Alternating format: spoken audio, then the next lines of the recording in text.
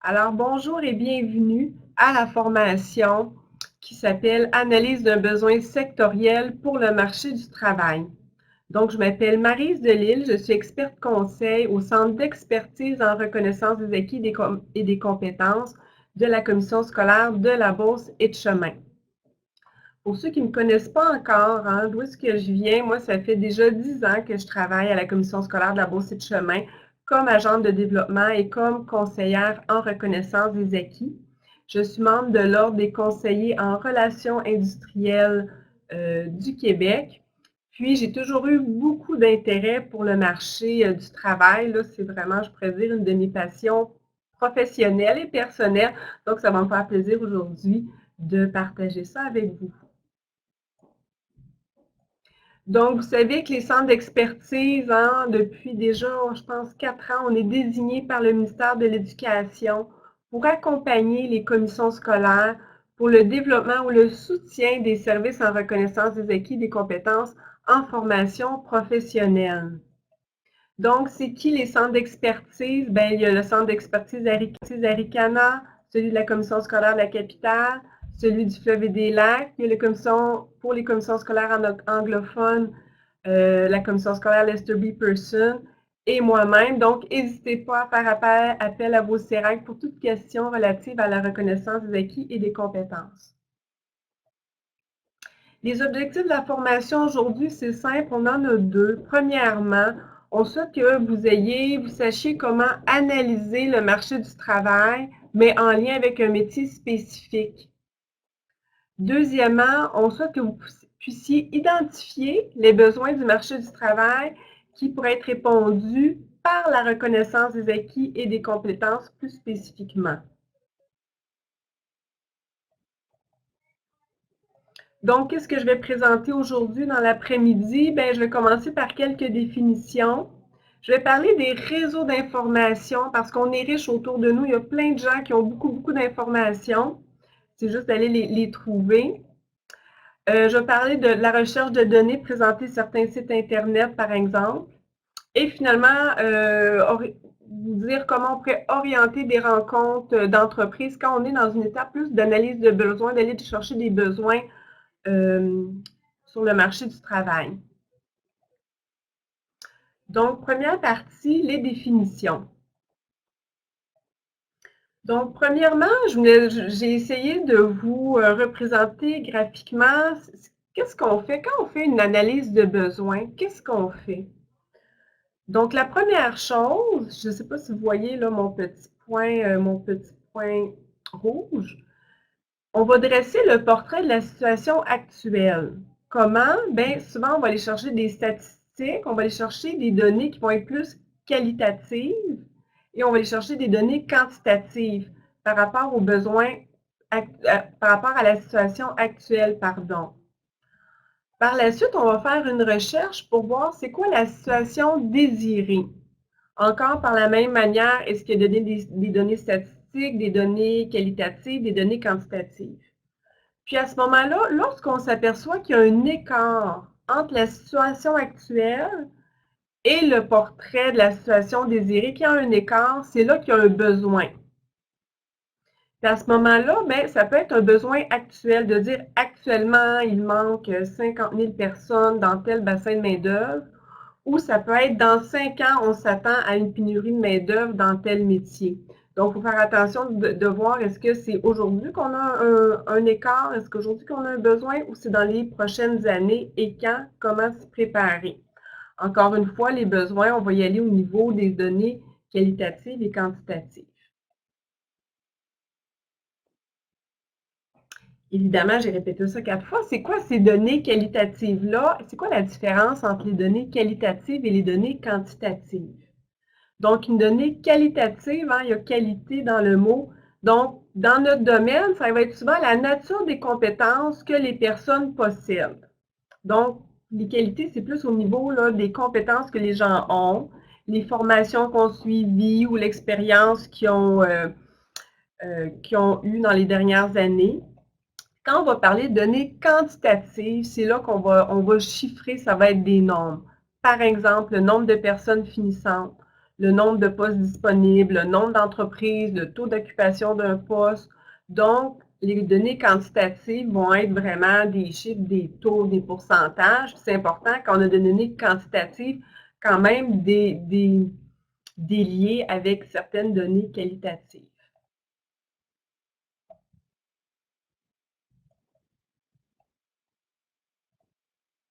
Finalement, je vous ai fait des beaux dessins moi-même. Pour imaginer un peu, c'est quoi un bassin de main-d'œuvre? Comme commission scolaire, hein, nous, on veut appuyer le marché du travail en formation professionnelle au niveau des bassins de main-d'œuvre. Qu'est-ce qu'on souhaite, c'est s'assurer qu'il y a assez de gens qui ont les compétences pour travailler dans un domaine. Mais quand on va faire une analyse de besoins d'un secteur ou pour un métier, on va analyser, on veut faire le portrait du bassin de main-d'œuvre actuel. Fait que là, j'ai mis des petits poissons de couleurs différentes. Donc, par exemple, le rouge, ben, il y a de la main-d'œuvre qui sont qualifiées. Mais ça peut être une qualification, par exemple, avec Emploi Québec, ça peut être un certificat du ministère de l'Emploi. On a des gens qui sont expérimentés. Quand j'ai mis MO, c'est pour main-d'œuvre. Donc, on peut avoir une main-d'œuvre, évidemment, une partie de la main-d'œuvre qui ont un diplôme d'études professionnelles. On a aussi de la main-d'œuvre qui travaille, mais qui n'ont pas de diplôme. De plus en plus, on va avoir une main-d'œuvre immigrante. Il y a de la main-d'œuvre non qualifiée, ils n'ont aucun diplôme, aucun certificat. On a évidemment les gens qui commencent une main-d'œuvre sans expérience, main-d'œuvre sans emploi. Donc, c'est des exemples de types de personnes qu'on va retrouver dans un bassin de main-d'œuvre. C'est ça qu'on veut aller savoir au niveau des données quantitatives et qualitatives. Il y en a combien de chacun de ces groupes-là? C'est quoi les expériences qu'ils ont eues? C'est quoi les qualifications qu'ils ont? Quand on veut faire l'analyse, on veut voir le portrait de cette main-d'œuvre-là actuelle. À date, est-ce que ça va? Je vous invite là, à me faire un petit pouce en haut si à date, là, c'est compréhensible. Vous voulez que je parle plus vite, moins vite? Peut-être un petit commentaire au clavardage si ça va. N'hésitez pas, hein, c'est toujours difficile de donner une formation en ligne, de bien s'ajuster. Si vous voulez que je reprenne une explication, n'hésitez pas. Donc, parfait, ça a l'air d'aller. Merci Arnaud, mes beaux dessins, mes beaux poissons, c'est le maximum que j'ai pu faire. Alors, je continue. Donc, on entend souvent parler de l'adéquation formation-emploi. Puis là, tout le monde dit ça, l'adéquation formation-emploi, l'adéquation formation. Qu'est-ce que c'est ça? Évidemment, c'est le nombre de personnes formées et la nature, évidemment, des compétences que les gens ont doit équivaloir. C'est pour ça que j'ai mis un égal ici au nombre de postes à combler et à la nature, évidemment, des compétences. Et qu'évidemment, si dans un secteur, ils ont besoin de 50 mécaniciens, puis au mois de juin, il y a 50 mécaniciens qui diplôment avec les compétences que les employeurs ont besoin, on est dans une adéquation formation-emploi, tout va bien. Ces temps-ci, on entend souvent parler de ça parce que des fois, c'est pas tout à fait ça. Des fois, c'est une inadéquation de nature qualitative. Les gens, oui, ont un diplôme, mais finalement, les compétences répondent pas aux besoins du marché du travail, par exemple.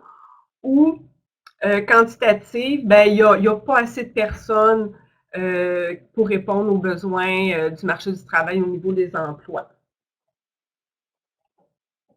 Donc, dans les faits, quand il y a l'adéquation formation-emploi, quand tout va bien, bien souvent, on va avoir moins de reconnaissance d'équipe parce que les gens ils ont fait leur formation, ils travaillent, ça va bien.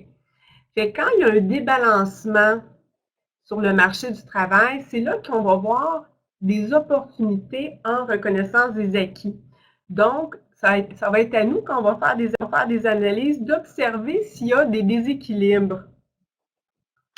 Par exemple, on va voir, quand il y a un déséquilibre, il va y avoir des effets sur le marché du travail. Par exemple, si on a moins de finissants dans un secteur, puis les employeurs ont quand même besoin de travailleurs, ils vont baisser les exigences d'embauche. Ils ne vont plus exiger, par exemple, le diplôme.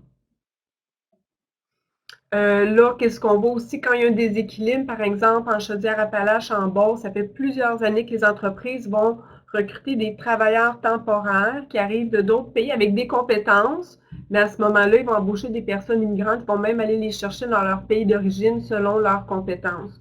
Fait que ça, c'est un signe de déséquilibre. Ensuite, les entreprises vont mettre en place des processus de formation interne. Donc, ils vont dire tout simplement, ben, on n'arrive pas à avoir des gens qualifiés, on va embaucher des gens non qualifiés et on va les former tout simplement.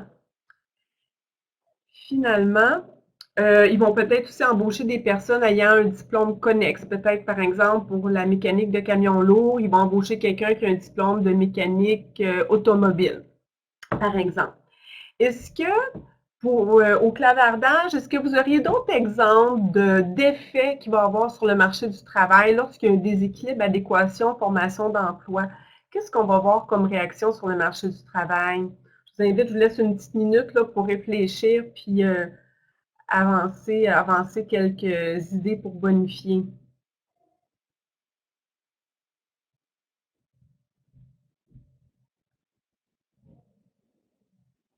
Là, Steve Lavoie, j'ai pas bien lu rupture de commerce.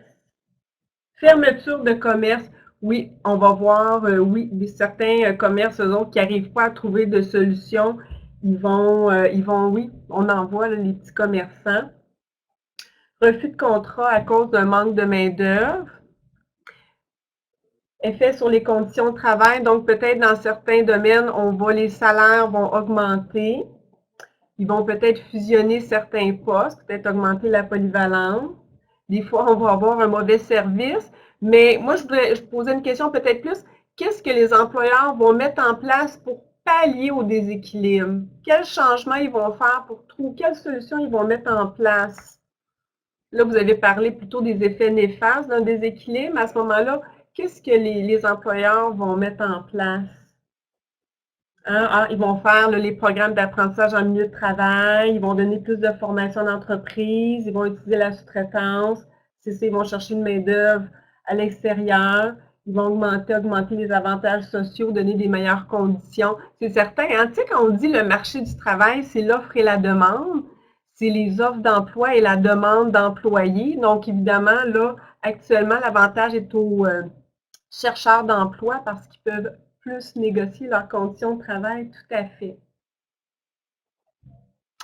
Donc, quand on fait une analyse de besoins, c'est important, qu'est-ce qu'on veut? Hein? C'est vraiment avoir une vision 360, un portrait d'ensemble de la situation sur le marché du travail pour un métier, pour un secteur d'activité ou encore pour une région.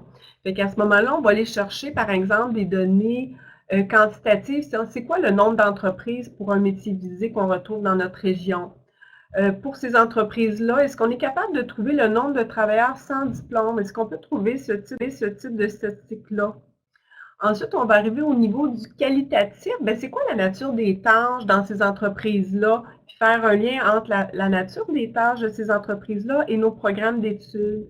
Quelles sont les exigences à l'embauche actuellement dans les entreprises? On a combien d'élèves en formation professionnelle qui vont aller travailler dans le secteur, le métier visé? Il y a combien de postes dans les entreprises pour chacune de ces entreprises-là? Puis, est-ce qu'il y a des règlements relatifs au métier? Par exemple, on voit qu'il y a des changements au niveau des résidences privées pour aînés. Hein? Ils ont, l'an passé, là, mis un règlement en place. Donc, il y a des choses qui se passent, il y a un déséquilibre, puis on fait beaucoup de reconnaissance d'acquis dans ce programme-là. Donc, c'est important d'être vigilant au niveau des réglementations qui encadrent le marché du travail.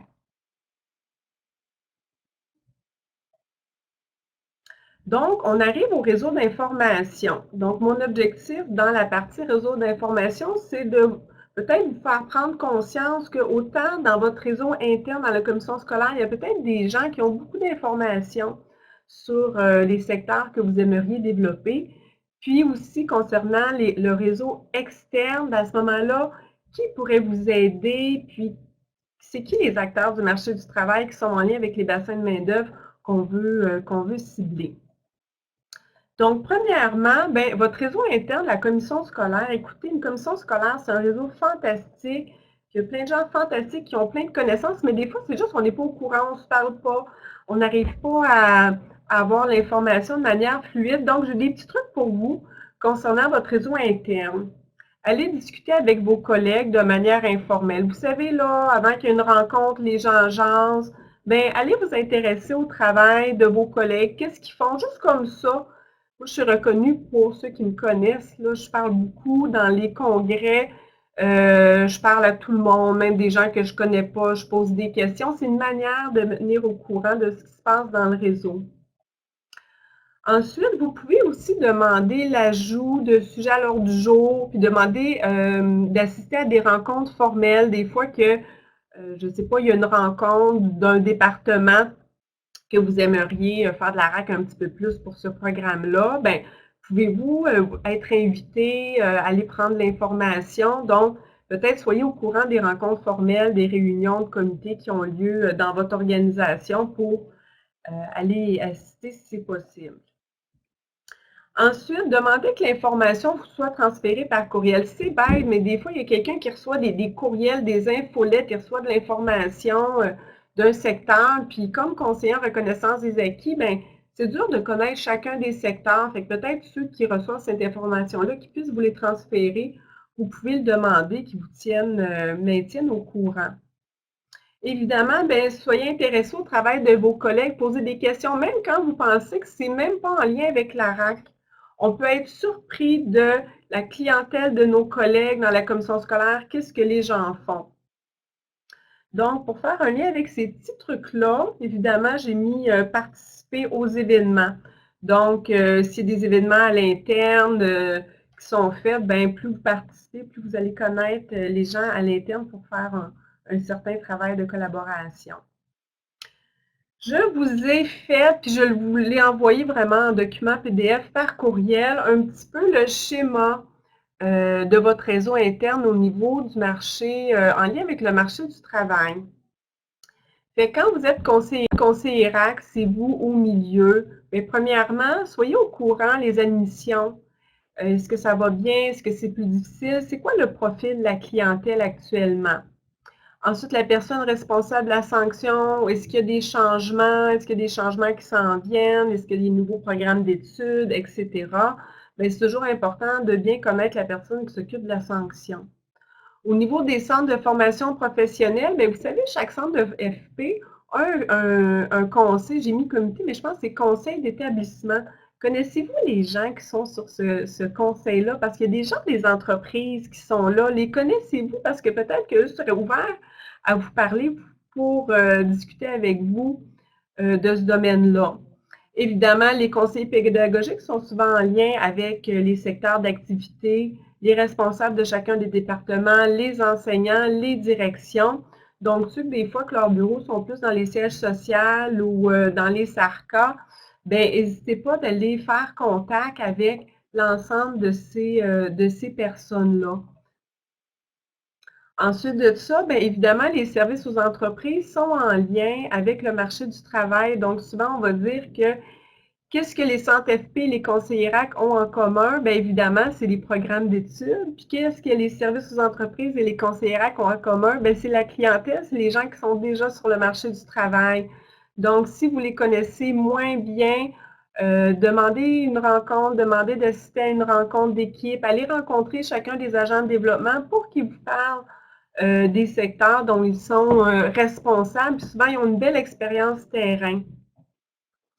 Ensuite, bien, on les oublie souvent au niveau du secteur des jeunes. Des fois, de parler à quelques directions pour savoir qu'est-ce qui se passe dans leur région. Souvent, par exemple, s'il y a dans une région où est-ce qu'il y a des entreprises qui finissent par aller chercher des élèves avant qu'ils finissent le secondaire 5, il y a beaucoup de décrochage, puis ils vont travailler dans telle entreprise, bien, vous saurez qu'il y a des gens qui vont travailler rapidement en quittant le domaine scolaire, puis ça pourrait être à moyen terme des bons candidats en reconnaissance des acquis. Moi, je sais que j'ai vu beaucoup d'articles de journaux sur ce sujet-là, où est-ce que les directions d'écoles secondaires étaient inquiets, justement, que le marché du travail essayait d'être séduisant pour des élèves de 4e secondaire ou 5e secondaire, puis on avait un peu d'inquiétude concernant la persévérance scolaire. Donc, c'est un phénomène quand on arrive actuellement pour certaines régions en plein emploi.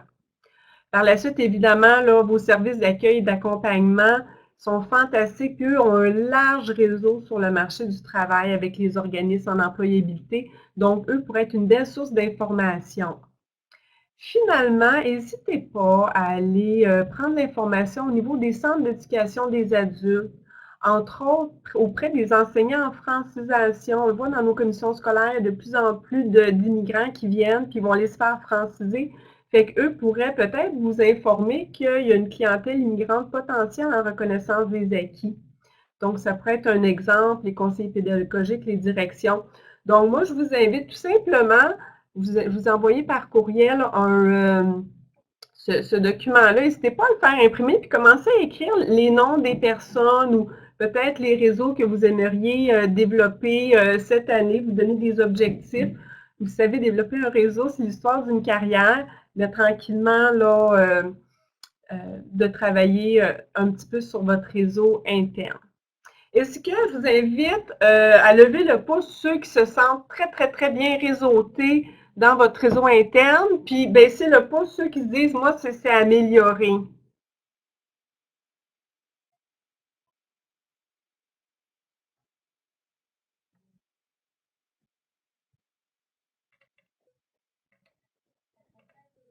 Hein, il y en a que ça va bien. C'est sûr, hein, quand ça fait longtemps aussi qu'on est on est dans nos postes, ça va bien. Quand on vient d'arriver, ben, à ce moment-là, ça fait partie des premières années dans nos pratiques de développer nos réseaux. Fait qu'il y a des deux. Il y a des deux. L'important, je pense, c'est de se donner des objectifs réalistes. Si on continue au niveau des réseaux d'information, mais pour les réseaux externes, soit des partenaires ou différents organismes, ben quelques trucs, allez lire leur site Internet. Donc, on a un commentaire ici, Nancy Bouillon. Le centre est petit, donc ça aide. Ben, à ce moment-là, ça peut peut-être dire d'aller réseauter avec d'autres commissions scolaires qui sont proches ou d'autres centres de formation. Des fois, on peut élargir notre réseau un peu plus de manière plus large. Donc, je reviens au niveau des réseaux externes. Ben, allez lire les sites Internet pour savoir un petit peu qu'est-ce qui se passe. Abonnez-vous aux infolettes. Donc, s'il y a un organisme que vous dites « Ah, oh, j'aimerais ça travailler avec lui » ou « On a une clientèle commune », bien écoutez, abonnez-vous à vos infolettes. Vous allez être beaucoup plus au courant de ce qui se passe dans ces secteurs-là. Je vais vous donner un exemple d'infolette. C'est la personne d'Emploi Québec régional qui s'appelle la personne conseillère au développement des compétences de l'IMT de Service Québec. C'est vraiment le nom du poste. Ici, dans notre région, là, à chaque vendredi, elle nous envoie l'info IMT qui est toutes les nouvelles du marché du travail. Donc, cette personne-là fait la recension des articles de journaux, des publications en lien avec les nouveautés du marché du travail. Donc, ça aide à rester connecté dans la région. Finalement, je vous ai fait un autre schéma, mais pour le réseau externe. Fait que là, on va prendre le temps de regarder attentivement parce qu'il y a des beaux réseaux pour l'analyse du marché du travail, puis il faut les connaître. Donc, je vais essayer de prendre un petit crayon. Et voilà. Donc, nous encore ici, on est le conseillère en reconnaissance des acquis. Fait qu'on va commencer au niveau de Service Québec. Donc, là, Service Québec et Emploi Québec, c'est la même chose. Là, ça l'a changé de nom. Donc, maintenant, ça s'appelle Service Québec, mais ça s'appelait avant Emploi Québec. Donc, on a ici, pouvez-vous, s'il vous plaît, redire le titre de la personne de Service Québec? Ben, je vais juste reculer de diapositive pour répondre à la question. Oh, pardon. C'est la personne conseillère au développement des compétences et de l'IMT. C'est comme ça, Nancy, que la personne, la fonction de cette personne-là. D'habitude, il y en a un par centre local d'emploi, là. Parfait. Donc, si je reprends donc votre emploi Québec, bien, premièrement, il y a les centres d'emploi local. Fait que ça se peut que sur le territoire de votre commission scolaire, il y a un ou plusieurs centres locaux d'emploi.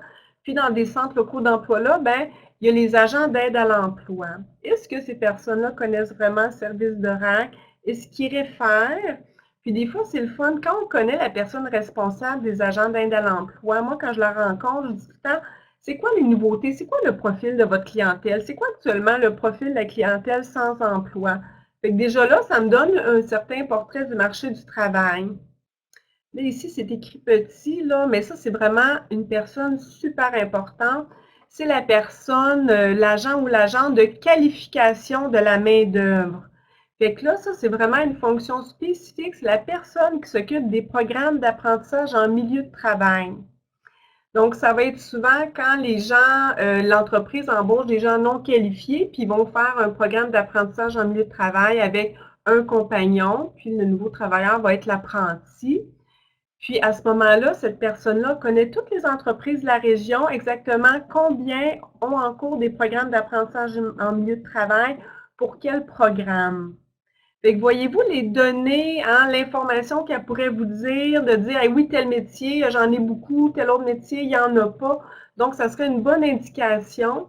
En plus de ça, si cette personne-là connaît bien votre service de reconnaissance des acquis, une fois que la personne a reçu son certificat du ministère de l'Emploi pour son métier, la personne, l'agent de qualification de la main-d'œuvre pourrait l'inviter à poursuivre avec nous en reconnaissance des acquis pour faire un peu un processus de qualification continue si la personne rentre sur le marché du travail sans expérience, si elle développe plusieurs compétences via le programme d'apprentissage en milieu de travail, puis à la fin, qu'elle travaille un peu puis qu'elle revienne en reconnaissance des acquis, bien, ça pourrait être un processus de qualification continue sur le marché du travail. Fait que levez le pouce, ceux qui connaissent le prénom de la personne agent de qualification de la main-d'œuvre de votre centre local d'emploi. Levez le pouce, ceux qui savent c'est qui. Il y en a qui avaient déjà le pouce levé, là, vous l'enlèverez.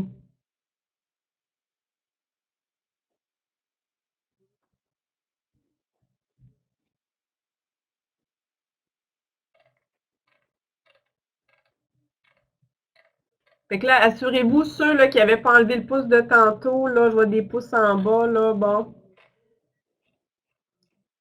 Fait qu'il il y en a pas énormément. Pour Chaudière-Appalaches, c'est Monia Lessard. Ceux qui se le demandent, c'est Monia Lessard en Chaudière-Appalaches. Par la suite, c'est qui un réseau hein, que vous pourriez développer? Évidemment, c'est les conseillers aux entreprises du Centre local d'emploi. Donc, c'est eux, hein, souvent, qui vont octroyer des subventions aux entreprises qui vont donner de la formation. Donc, souvent, ils sont très près des entreprises, puis ils connaissent exactement quelle entreprise a donné de la formation, dans quel domaine, parce que toutes les demandes passent par leur bureau pour l'octroi de subventions, pour couvrir la formation et les salaires. Fait qu'eux autres pourraient aussi voir quelles entreprises ont formé à l'interne puis ont des compétences en lien avec les programmes d'études. Fait qu'aller les rencontrer, aller discuter avec eux, ils connaissent bien le marché du travail, hein, c'est leur domaine. Donc, à ce moment-là, c'est une belle source d'information. Évidemment, tu as toujours les directions de ces organismes-là, des fois qui sont peut-être en lien avec vos directions, on ne sait pas. Fait que c'est ce petit côté-là pour la partie des centres locaux d'emploi. Je vais aussi vous dire que dans chacune des régions, il y a la direction régionale de Services Québec. Puis à ce moment-là, ben, chaque direction régionale, ils ont un économiste. Levez le pouce ceux qui connaissent le nom de l'économiste de la Direction générale de Services Québec. Nancy. Je vous ai.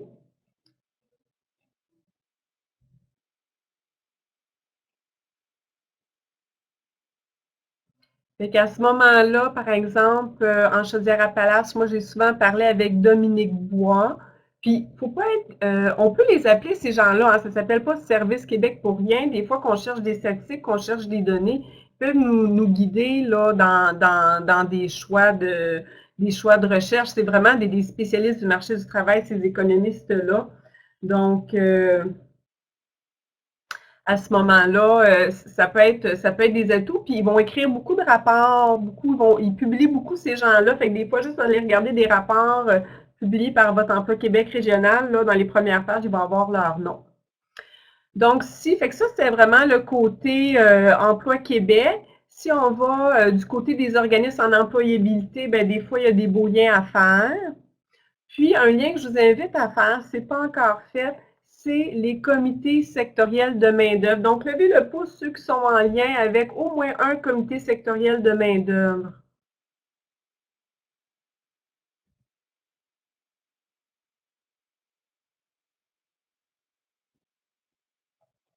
Fait qu'il y a des pouces qui se lèvent, c'est génial.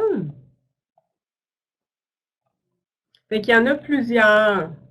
Fait que tantôt, on va voir un petit peu plus les comités sectoriels en lien. Donc, évidemment, ils sont bien réseautés à leur entreprise. Donc, j'avais fait ici un lien aussi concernant la commission des partenaires du marché du travail. Vous savez que c'est les grands décideurs qui vont décider un petit peu des orientations politiques, des montants mis de l'avant en lien avec le marché du travail. Et les comités sectoriels découlent de la commission des partenaires du marché du travail. Et dans chacune de nos régions, on a la commission régionale des partenaires du marché du travail. Levez le pouce ceux qui connaissent les membres de votre commission régionale des partenaires du marché du travail. Des fois, ça vaut la peine, vous savez, d'aller voir qui se retrouve là sur cette commission-là, ce comité-là. Ça permet des fois d'avoir une bonne idée, puis des fois, on peut aller chercher de l'information auprès de ces gens-là. Ici, à la commission scolaire de Beauce-Chemin de la Chance, c'est Normand Lessard, le directeur général, qui siège, qui représente le volet éducation à la commission régionale des partenaires du marché du travail. Donc, c'est une belle manière de rester connecté. Évidemment, bon, les comités sectoriels sont en lien avec une tonne d'entreprises. Et finalement, peut-être quelque chose que vous pourriez explorer, c'est les programmes accords qui sont en lien avec le ministère de l'innovation et de l'exportation. Levez le pouce en haut, ceux qui connaissent c'est quoi les programmes accords de votre région? C'est quoi vos programmes accords? C'est comme on appelle ça des créneaux d'excellence. Levez le pouce ceux qui savent de quoi je parle et qui connaissent celles de leur région.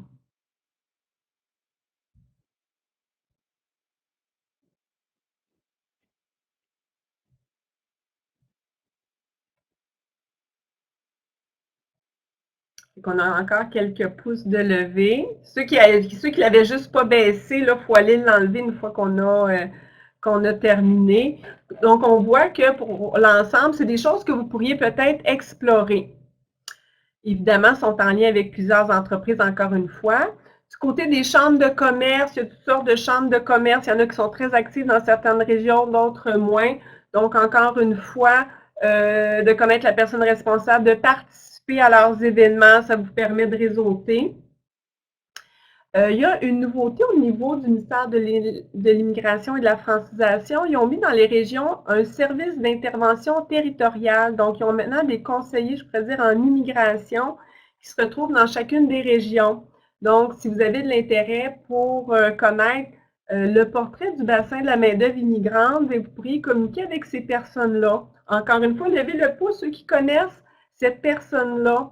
Ceux qui ont déjà été en relation avec la personne qui a cette fonction-là dans votre région au niveau du service de l'intervention territoriale. C'est quand même un service assez récent du ministère de l'Immigration.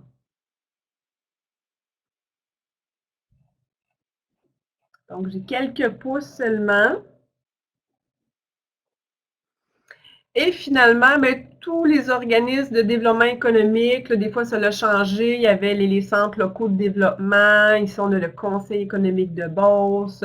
Il y a différentes sociétés de développement, eux qui sont vraiment justement en lien avec les besoins des entreprises de leur région.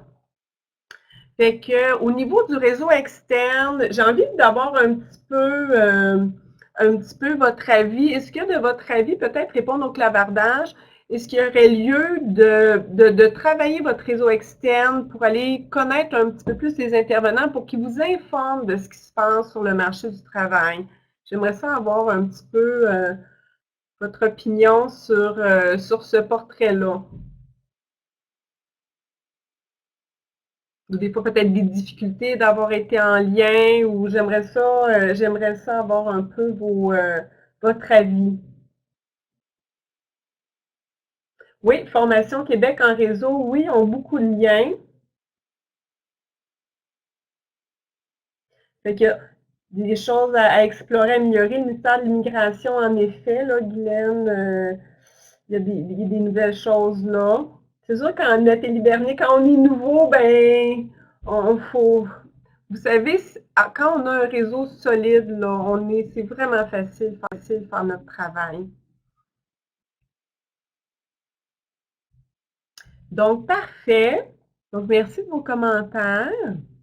On a Marlène qui dit: Je constate que j'ai une grosse lacune de ce côté-là. Intéressant à travailler davantage. Bien, c'est certain que moi, du fait d'avoir fait longtemps du service aux entreprises, c'est ça qui m'a permis de développer et de connaître ces organismes-là. Mais j'ai fait 8 ans de service aux entreprises, puis il y en a encore que je ne connais pas. Donc aussi, il faut voir qu'il faut être réaliste, mais peut-être à chaque année de se donner un objectif, de dire, ben, je vais aller rencontrer ces gens-là, puis je vais appeler telle personne, pour tranquillement élargir son réseau.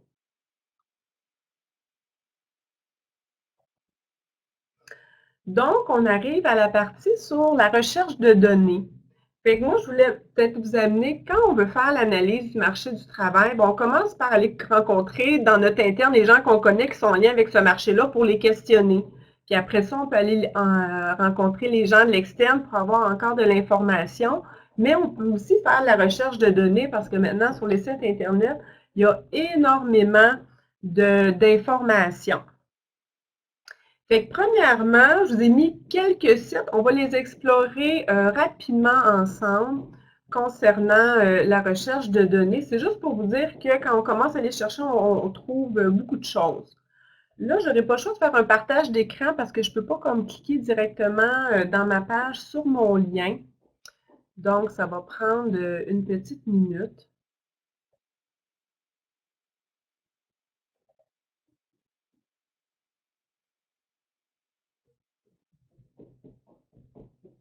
Parfait. Donc, est-ce que vous m'entendez encore? Peut-être juste répondre au clavardage.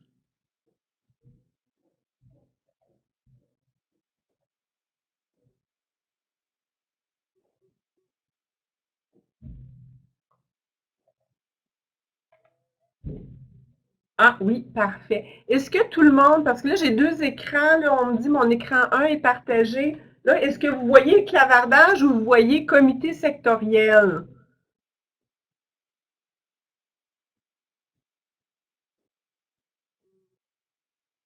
Peut-être juste m'écrire. OK, vous voyez que parfait. Bon, parfait, fait que j'ai la bonne chose au bon écran. Parfait.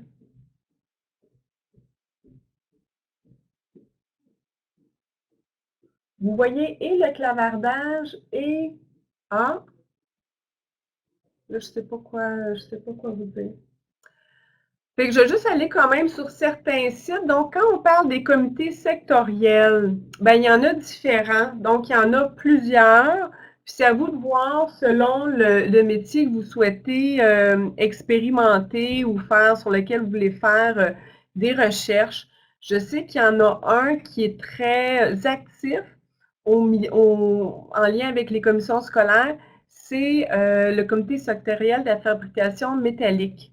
Fait que si on clique sur le lien, on arrive directement sur leur site Internet. Puis qu'est-ce qui est intéressant, quand on va sur les sites Internet de ces organismes-là, c'est d'aller dans la section Publications. Puis c'est là qu'on va voir c'est quoi les publications disponibles. Pour votre information, les comités sectoriels, dans leur mandat, ils doivent faire une analyse sectorielle, je pense, aux 2 ans. Donc, c'est vraiment dans leur mandat. Donc, à chaque 2 ans, je ne sais pas si c'est 2 ans ou 4 ans, ils vont quand même tout faire une analyse, sortir des portraits de statistiques, faire des constats.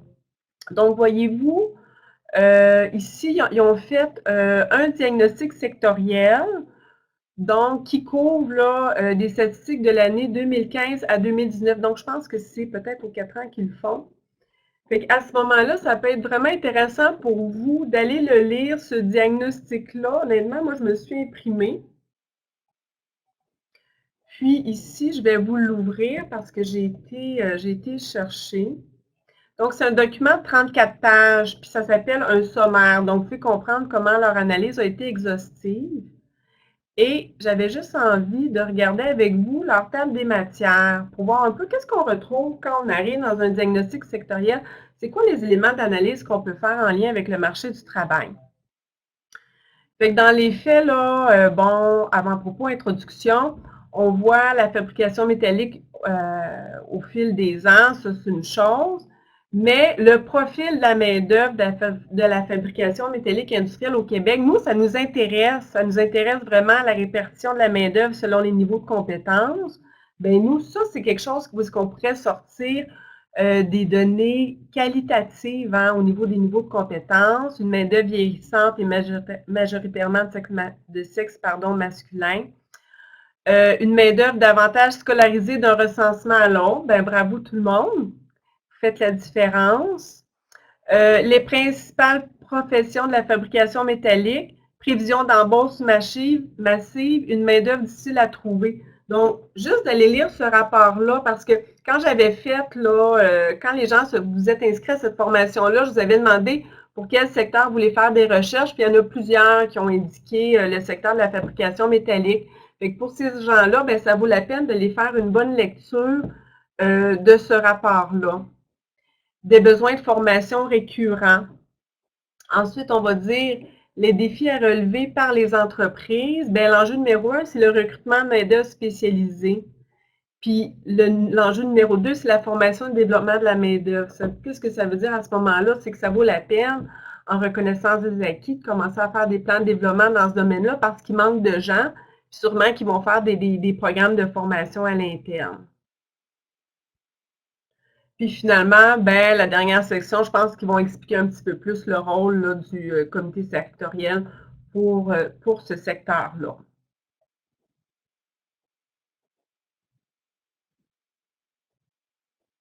Donc, ça, c'était un exemple de comité sectoriel. Donc, il y en a d'autres. Là, il y a 29 comités sectoriels au Québec. Fait que selon les secteurs qui vous intéressent, je vous invite fortement à aller regarder les sites Internet des comités sectoriels, lire leurs rapports. Vous pouvez même les appeler pour avoir de l'information, vous inscrire à leur infolettre. N'hésitez pas, ça c'est vraiment, ils sont là aussi pour aider le système d'éducation. Si on regarde ensuite de ça, une autre manière de faire des recherches au niveau des secteurs d'activité, c'est en allant sur l'information sur le marché du travail qui va être diffusée par Emploi Québec. Donc, tout simplement, à ce moment-là, vous devez entrer un secteur d'activité. On avait fait des fois, c'est pas toujours facile de faire des recherches avec ces moteurs-là. Des fois, ça va être avec des codifiants, mais vous fallait quand même chercher plusieurs informations sur un secteur d'activité. Ensuite, je vous ai mis un exemple d'association patronale. Si vous faites de la recherche statistique, bien souvent, il va y avoir des associations. Il y avait des conseillers là, qui cherchaient de l'information au niveau de la restauration, de la cuisine.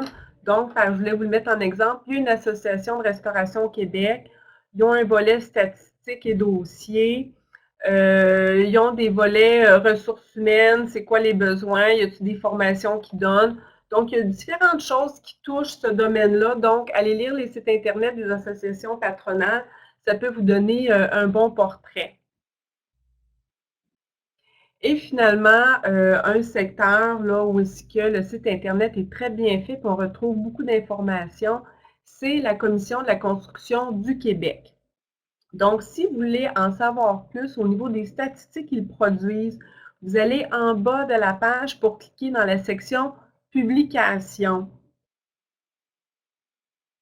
À ce moment-là, il y a énormément de ressources documentaires, de rapports, de bulletins. J'avais été regarder, moi, ce matin, j'avais été quand même chercher certaines informations. C'est ici, une bibliothèque, plan stratégique.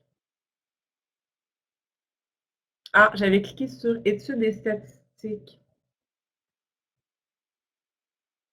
Puis j'avais cliqué sur perspectives. Puis à ce moment-là, il donne les perspectives pour 2020 pour le domaine de la construction. Et perspective des métiers et occupations par région et province. Ah, est à venir. Ça, c'est plate qu'on ne l'a pas tout de suite. Parce que d'habitude, celle-là, c'est vraiment le fun. Ils vont dire, tu sais, dans telle année, on a besoin de tant de charpentiers, etc. Mais les statistiques historiques, ben, à ce moment-là, vous aurez au moins les données de 2018. Je vais vous en peut-être montrer des intéressantes en lien avec les régions ou les secteurs. Des fois, ils ont vraiment la liste là, de chacun des métiers.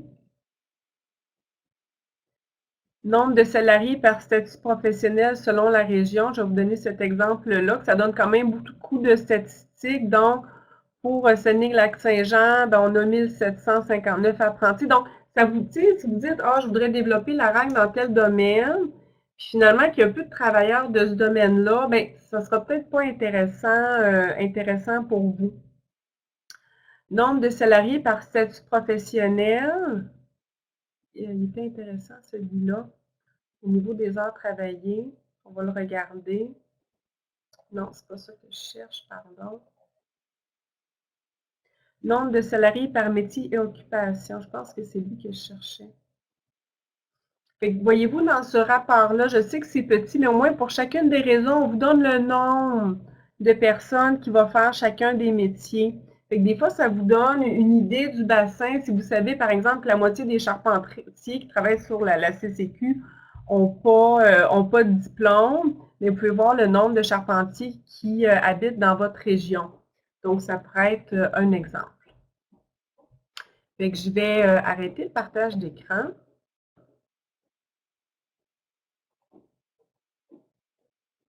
Donc, je suis revenue. Donc, c'était des exemples de recherche qu'on pourrait faire pour vraiment chercher par rapport à un secteur d'activité. Est-ce que vous avez, quand vous faites une recherche sur un secteur d'activité, est-ce que vous avez d'autres sites, d'autres moyens que vous utilisez, peut-être au clavardage, nous donner vos trucs, échanger vos trucs?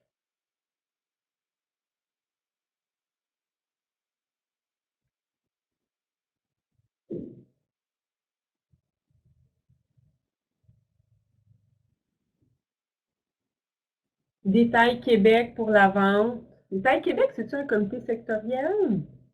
Google, tout simplement, chercher des statistiques directement dans le moteur de recherche Google.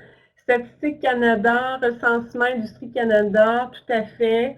Service Québec, en effet, on va le voir plus loin. Oui, ils ont beaucoup de statistiques.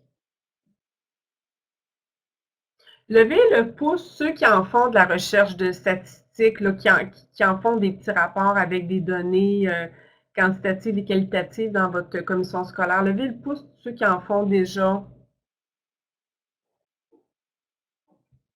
Denis.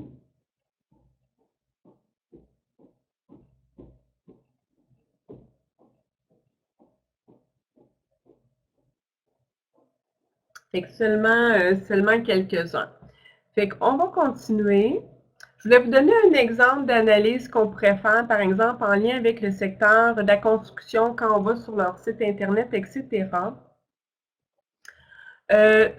Pour le secteur de la construction, parce qu'on sait que dans nos commissions scolaires, plusieurs ont des métiers de la construction. Lors d'un déséquilibre, qu'est-ce qui se passe? Bien, il va y avoir l'ouverture du bassin pour le métier par la CCQ dans une région donnée. Donc, les conditions d'entrée dans un bassin, donc quand ils vont ouvrir un bassin, qu'est-ce que ça veut dire? C'est qu'ils vont accepter d'embaucher des gens qui n'ont pas le diplôme, dans le programme d'études. Fait qu'à un moment donné, ils pourraient ouvrir un bassin pour les charpentiers menuisiers. Donc, tous les gens qui veulent être charpentiers, mais qui n'ont pas fait le DEP avec nous, à ce moment-là, c'est leur moment pour entrer dans le domaine là, de la construction. Fait que pour entrer dans le bassin de main-d'œuvre, pour être embauché, il faut avoir la carte de l'ASP Construction, qui s'appelle Santé et Sécurité Générale sur les chantiers de construction. Puis, la condition pour rester dans le bassin, bien évidemment, il y a des formations organisés par la CCQ qui sont en général donnés par les commissions scolaires. Donc, ces gens-là vont quand même s'ils n'ont pas de DEP, ils vont venir dans nos commissions scolaires pour avoir certaines formations. Fait qu'à ce moment-là, ça, c'est un rapport là, que j'avais trouvé sur le site de la CCQ, donc qui s'appelle « Entrée dans l'industrie de la construction, apprentis occupation », donc pour les dernières années. Donc, qu'est-ce qu'on voit ici? C'est qu'en rouge, c'est les gens qui sont non diplômés et en bleu, c'est les gens qui sont diplômés. Fait que vous comprenez que toute la section ici, on comprend que c'est toute notre clientèle potentielle RAC. Qu'est-ce qui est fantastique au niveau de la CCQ, c'est qu'ils tiennent leurs données toujours à jour. Fait qu'à chaque année, vous pouvez demander combien il y a de gens qui sont rentrés, quand il y a l'ouverture des bassins. Levez le pouce ceux qui reçoivent l'alerte d'ouverture de bassin de leur région au niveau de la CCQ. C'est facile, on a juste à s'inscrire, puis on reçoit l'avis d'ouverture de bassin.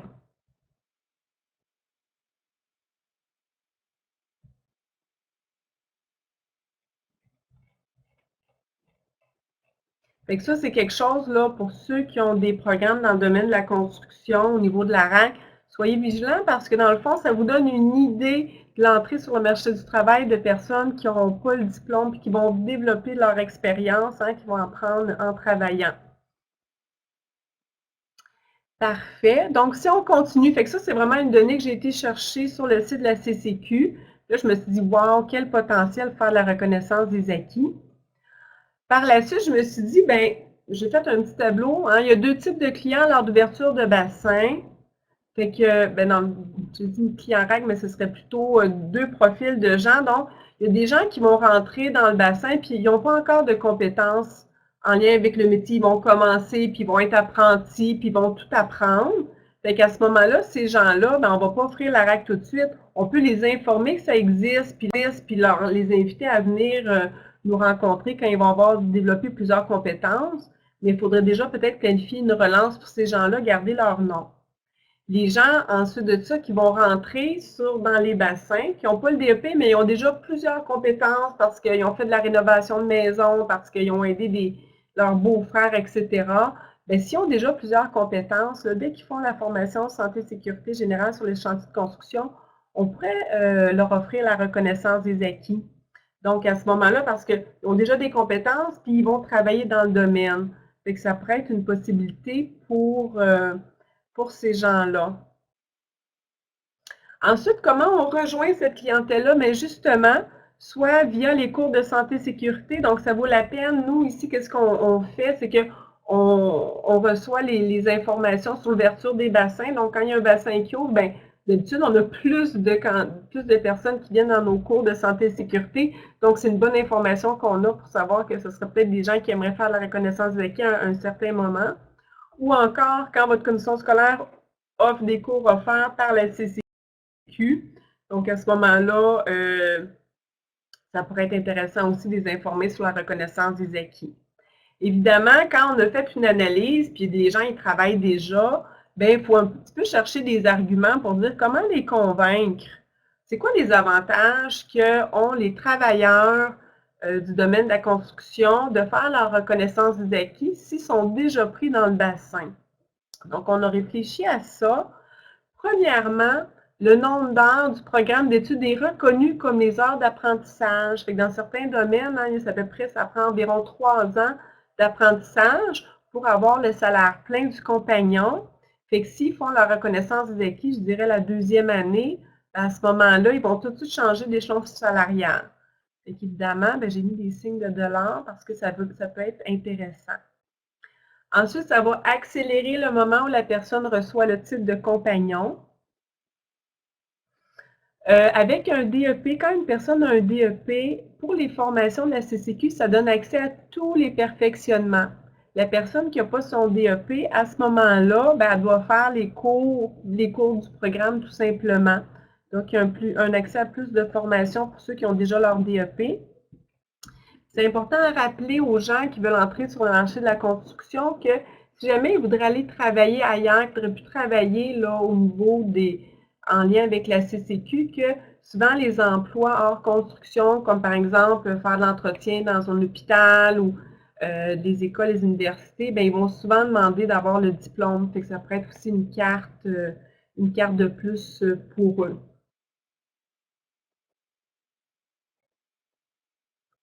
Donc, par exemple, si vous voudriez mettre quelque chose en place à votre commission scolaire en lien, bien, tout simplement, ça serait de recevoir les alertes d'ouverture de bassin.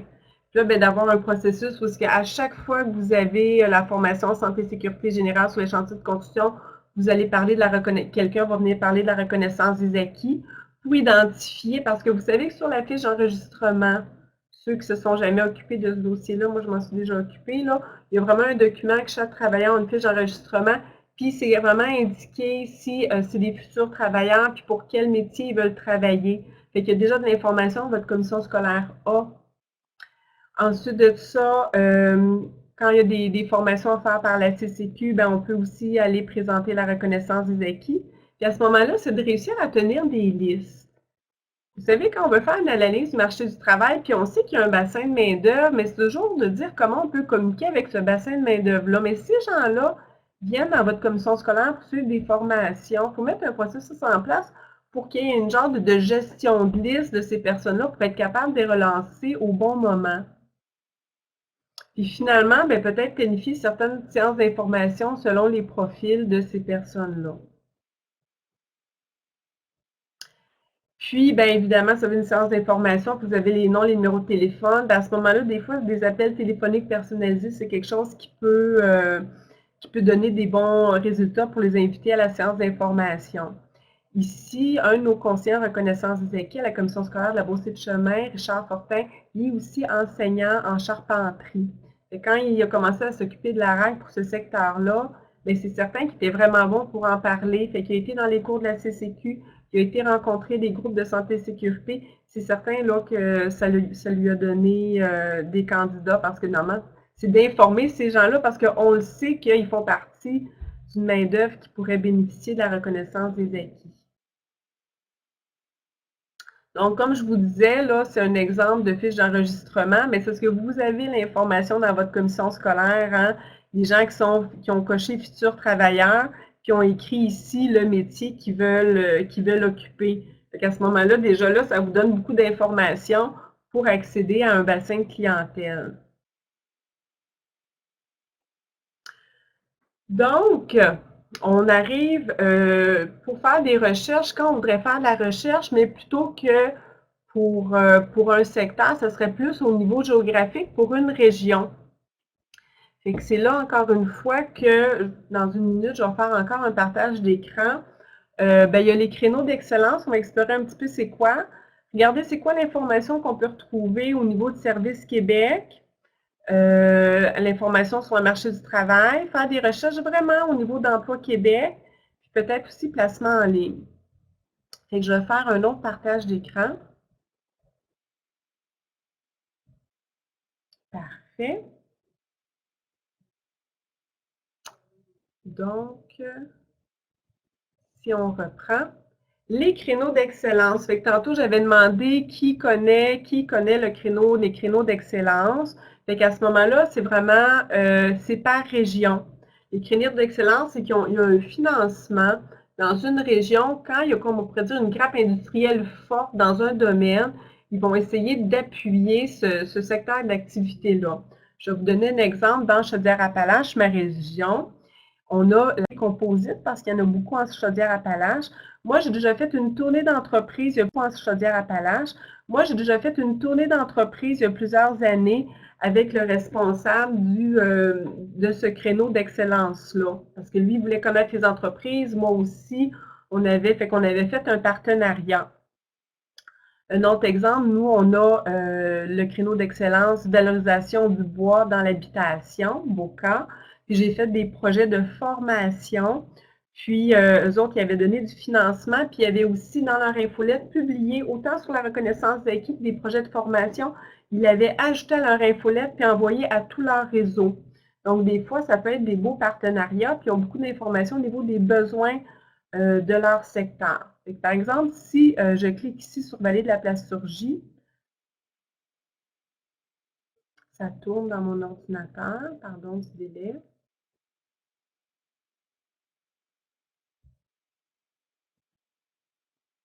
À ce moment-là, ça va donner toute beaucoup d'informations. Là, je vais descendre rapidement, vous ne verrez rien.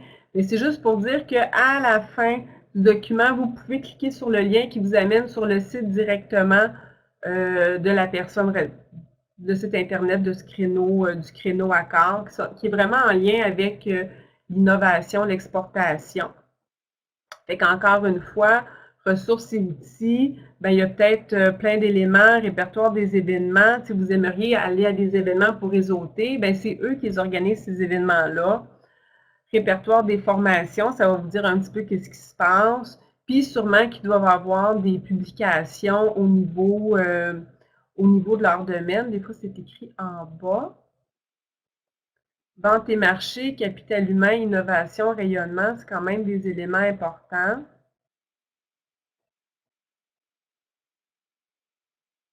Je cherchais s'il y avait comme quelque chose de publication, là, blog list. Fait qu'à ce moment-là, il y a des choses aussi auxquelles vous pouvez vous abonner. Ensuite, si on regarde l'information sur le marché du travail, à ce moment-là, quand on cherche au niveau d'une région, tu sais, des fois, on se dit, ben là, c'est qui les entreprises? Vous pouvez aller chercher dans le répertoire des entreprises, puis faire des recherches au niveau de votre région. Par exemple, que je prendrais Centre du Québec. Puis à ce moment-là, ben, on peut me dire le secteur d'activité, le nom des buts. Donc, on peut faire une recherche qui va nous sortir une liste d'entreprises pour votre secteur d'activité ou le métier auquel vous êtes en recherche. Fait que ça, c'est des moteurs de recherche qui sont vraiment intéressants. Et finalement, au niveau d'Emploi Québec, on l'avait dit tantôt dans le clavardage, il y en a qui l'avaient dit, Service Québec, quand vous cliquez sur Région, vous pouvez aller voir dans votre région. Je prends toujours évidemment celle que je connais, Chaudière-Appalaches. Puis, ben, il y a différentes publications pour la région, bulletins sur le marché du travail, perspectives d'emploi. Il y a différents, des fois, ils vont même le faire par MRC. Ils vont dire c'est qui le Conseil régional des partenaires du marché du travail. Vous pouvez avoir de l'information là.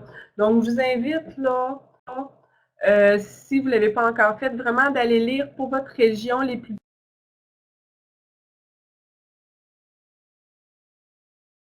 Appalaches. Il y a beaucoup d'informations que vous pouvez retrouver là aussi. Donc, quand vous êtes à l'étape de la recherche de données, ben je pense que c'est un incontournable. Finalement, Placement en ligne, c'est le site, on pourrait dire, de recherche d'emploi fait par Emploi Québec. Moi, ça m'arrive souvent quand je suis à la recherche de savoir c'est quoi les besoins du marché du travail. Je vais faire une recherche concernant les offres d'emploi, puis je vais aller lire les offres d'emploi pour voir c'est quoi les exigences qu'ils vont mettre. C'est qui les employeurs qui recrutent. Des fois, est-ce qu'il y a des recruteurs qui s'occupent plus de ces secteurs-là? Donc, je vais aller vraiment lire plusieurs offres d'emploi pour me faire une idée des besoins au niveau du marché du travail. Des fois aussi, on va voir le nombre d'offres d'emploi affichées, ça parle aussi.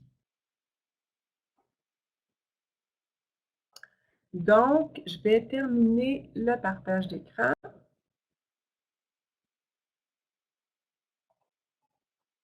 Parfait.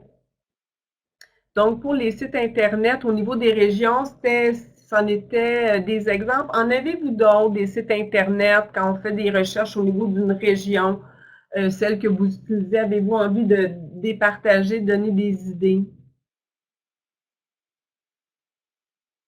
Vous êtes tout occupé à cliquer pour c'est quoi les créneaux d'excellence dans votre région, je suis certaine. Vous dites, ah, je vais aller voir c'est quoi, on est trop curieux. Donc, si vous avez d'autres sites Internet, n'hésitez pas à y aller par clavardage pour partager vos idées. iCrick, en effet, iCrick, c'est un site, je pense que c'est plus au niveau des entreprises manufacturières, où est-ce que, oui, il y a un moteur de recherche qu'on peut trouver par région, par ville, par secteur d'activité, puis donne beaucoup d'informations sur l'entreprise, incluant le nombre d'employés. Oui, c'est un très bon exemple. Est-ce qu'il y en a d'autres?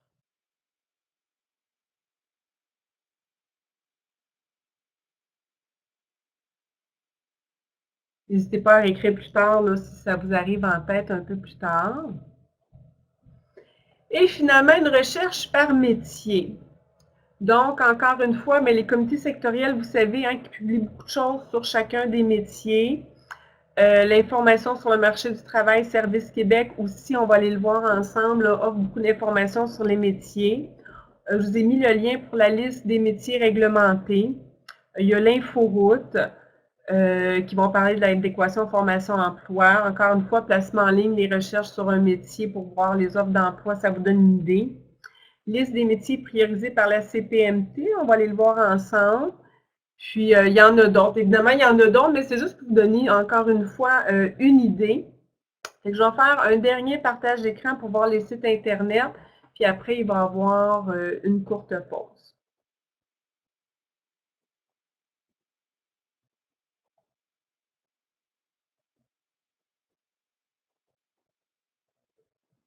Donc ici, je vous ai mis le site de la qualification professionnelle. C'est les listes de métiers qui ont une qualification obligatoire. Fait que des fois, ça peut être intéressant pour vous de savoir, par exemple, ceux qui ont mécanique de machine fixe, même si les gens y ont le diplôme, pour exercer dans le métier, ça prend quand même une qualification d'Emploi Québec. C'est par rapport, pareil, pour l'électricité, de la tuyauterie. L'eau potable, il y a les allocarbures, soudage. Donc, il y a différentes choses. Donc, ça vaut la peine d'aller l'explorer si vous avez des métiers en lien avec la qualification obligatoire. Ici, c'est la fiche d'adéquation formation-emploi. Je ne sais pas s'il y en a qui ont déjà été faire des recherches là. Donc, si on recherche un métier, j'avais mis cuisine parce que quelqu'un en avait parlé. Puis à ce moment-là, si je sélectionne le programme cuisine, ça va nous donner pour chacune des régions le nombre de personnes visées dans la région et le nombre d'élèves qui ont débuté en formation. Fait qu'à ce moment-là, ça va nous définir si le métier est en équilibre ou s'il y a un déficit.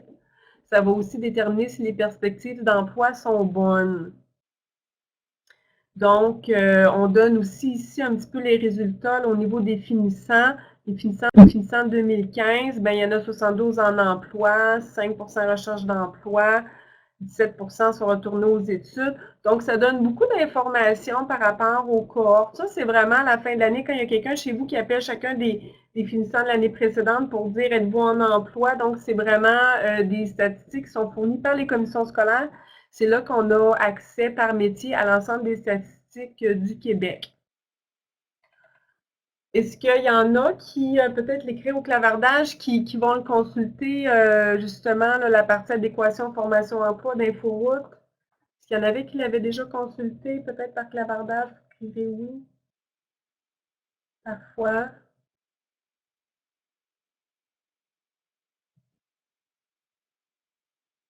C'est ça, c'est peu connu, mais il y a beaucoup d'informations.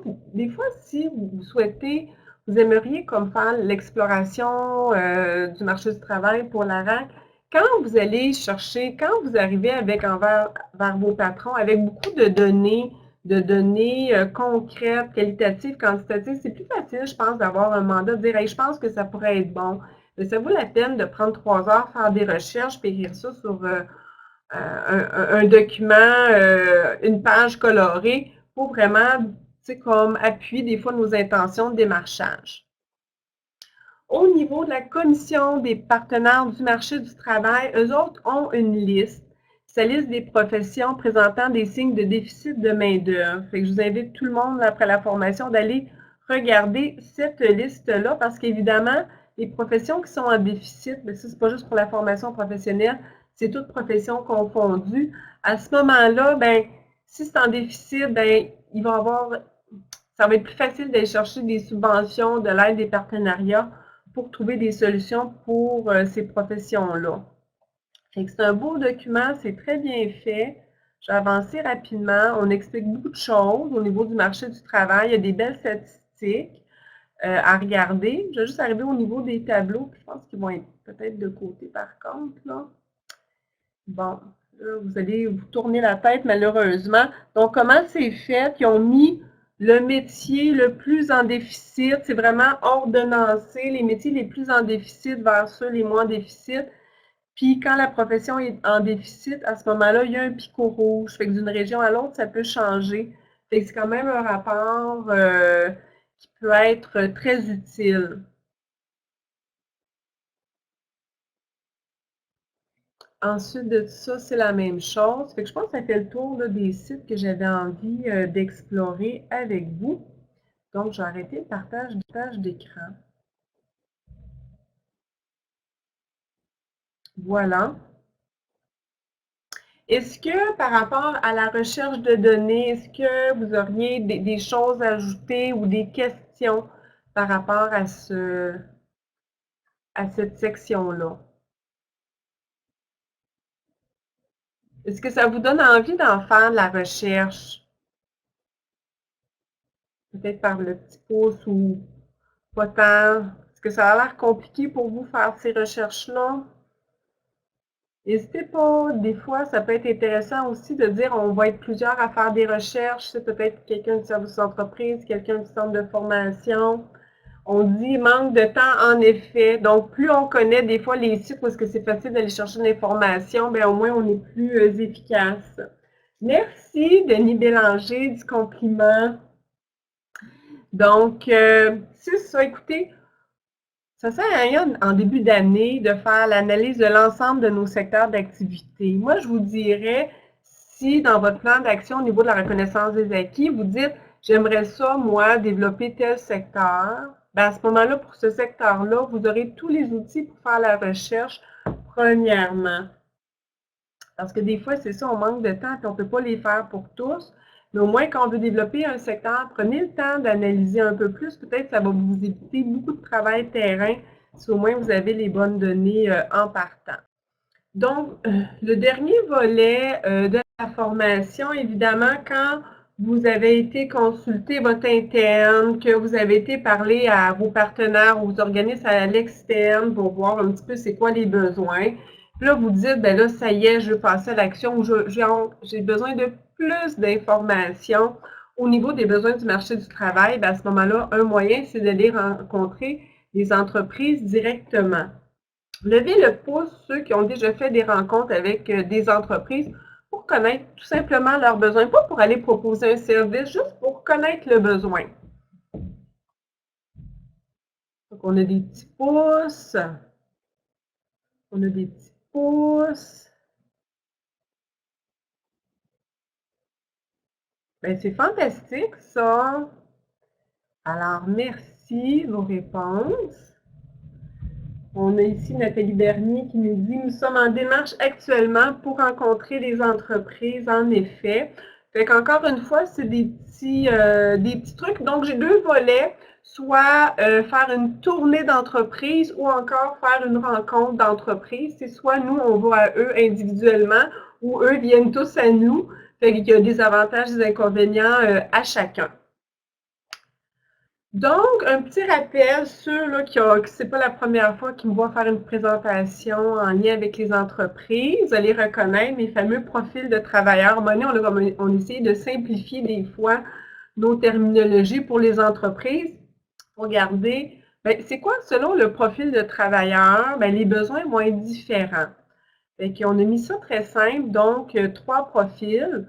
Profil 1, ben, c'est peut-être des travailleurs qui sont avec peu d'expérience, puis sans qualification. Une qualification, ça peut être un diplôme, ça peut être aussi un certificat émis par le ministère de l'Emploi. Le profil 2, c'est les travailleurs qui ont de l'expérience, c'est les personnes qui occupent leur emploi et qui ont beaucoup de compétences, sont peut-être polyvalents, mais ils n'ont ni diplôme ni certificat. Et les profils 3, ça c'est ce que souhaitent toutes les entreprises. Ils souhaitent avoir que tous leurs employés soient des profils 3. Des gens et avec de l'expérience et avec un diplôme ou une certification, quelle qu'elle soit. Fait que ça, c'est le rêve des entreprises, puis ils nous appellent pour dire on veut des finissants, on veut des gens expérimentés, c'est leur rêve, mais des fois, malheureusement, ces temps-ci, ils vont peut-être commencer profil 1, donner une formation interne, etc. Donc, par rapport au service qu'une commission scolaire va donner, pour les profils 1, ben, C'est un besoin de formation initiale, autant que ça, c'est une formation en entreprise, mais de nature plus initiale, ou un programme d'apprentissage en milieu de travail. Et c'est sûr qu'on ne fait pas de la RAC avec les profils 1. Ensuite de ça, au niveau des profils 2, bien là que c'est le fun. Si dans une entreprise, il y a beaucoup de gens, il y a beaucoup de profils 2, eux autres, cette entreprise-là, ils n'ont pas d'exigence d'avoir le diplôme à l'embauche, bien ça se peut qu'ils se retrouvent avec un beau potentiel de RAC. Puis finalement, bien, c'est des gens de profil 3, bien à ce moment-là, ça va être plus un service de formation continue qui pourrait être donné par la commission scolaire. Donc, pour ceux, là, la majorité, hier, j'ai envoyé un courriel avec beaucoup de documents. Puis il y en a un document qui parle des profils spécifiquement. Vous l'avez tous. Donc, quand on fait une tournée d'entreprise, ben, je vous ai mis des étapes parce que des fois, on dit on fait une tournée, mais par quoi on commence? Comment on s'organise? Donc, tout simplement, premièrement, consultez votre organisation afin de valider si les entreprises du secteur sont déjà en relation avec la commission scolaire. Parce que là, il y en a des gens de la commission scolaire qui vont faire du démarchage pour parler de faire des projets duals avec les entreprises, puis il y en a qui vont pour parler de la formation de base en entreprise, puis peut-être qu'il y a beaucoup de francisation qui se donne. Fait qu'avant de commencer à vous-même appeler les employeurs, assurez-vous qu'il n'y ait pas quelqu'un d'autre qui ne soit pas déjà en lien pour ne pas commencer à mêler l'entreprise, de dire bonjour, c'est la commission scolaire qui appelle, je voudrais vous rencontrer, puis ils disent c'est on vous a rencontré hier, pourquoi vous me rappelez? Donc, quand on a fait tantôt le portrait de vos de votre schéma là, de partenaires internes, ben à ce moment-là, votre réseau interne, faites un tour de votre réseau interne parce que même les écoles secondaires sont en lien avec les entreprises pour les métiers semi-spécialisés, pour différents projets. Fait que commencez par faire le tour de votre interne avant d'aller à l'extérieur. C'est le premier. Si vous pouvez retenir une chose de la présentation aujourd'hui, c'est celle-là. Ensuite, se trouver des partenaires, comme je vous le disais, puis même je vais vous donner un exemple tantôt, là, j'ai fait une tournée d'entreprise avec la personne responsable du créneau d'excellence Vallée de la Plasturgie. Donc, ça a déjà été un partenaire. J'ai été aussi avec une personne d'Emploi Québec, rencontrer des entreprises. Donc, des fois, là, s'il y a un parti, assurez-vous qu'à votre interne, c'est correct. Puis, avez-vous des partenaires externes qui s'occupent de ce domaine-là, de ce secteur-là, qui ont de l'intérêt? Parce qu'à ce moment-là, hein, vous allez multiplier les réseaux. Ensuite, bien évidemment, c'est faire une liste d'entreprises. Comme on a vu tantôt, hein, on a mentionné ICRIC comme site Internet. On a toutes les données de IMT en ligne. Les comités sectoriels ont la liste de toutes les entreprises de leur secteur. Puis certains sont vraiment généreux, ils vont la fournir ou d'autres organismes. Donc, dressez-vous une liste puis donnez-vous des objectifs aussi réalistes. Ensuite, prendre rendez-vous, faire un appel téléphonique, puis expliquer l'objectif, puis la durée de la rencontre. Prendre rendez-vous par courriel. À ce moment-là, c'est faire un appel téléphonique, puis expliquer l'objectif, puis la durée de la rencontre. Des fois, c'est des entreprises qui vous connaissent déjà peut-être par courriel, c'est plus facile. Ensuite, bien, préparer un questionnaire. C'est sûr que quand on va faire une tournée d'entreprise pour analyser les besoins de l'entreprise, puis toujours donc on a l'idée de savoir est-ce que le besoin serait de la reconnaissance des acquis, à ce moment-là, il faut qu'on arrive préparé pour être sûr de bien colliger toute l'information. Fait que je vais vous donner l'exemple d'un questionnaire que j'avais préparé quand j'avais fait la tournée des entreprises produisant des produits avec les matériaux composites. Donc, on avait fait avec la personne là, justement du créneau à corps là, de la vallée de la Plasturgie. On s'était fait un questionnaire ensemble parce qu'eux avaient une belle vision aussi, m'avaient amené une belle vision de quoi demander. Premièrement, comment va votre entreprise en croissance, stable ou ralentissement? Déjà là, ça donne une bonne idée de, tu sais, eux autres, s'ils sont en train de mettre des gens à pied, c'est pas la même chose que sont en croissance, ils recrutent, peut-être que leurs besoins vont être différents.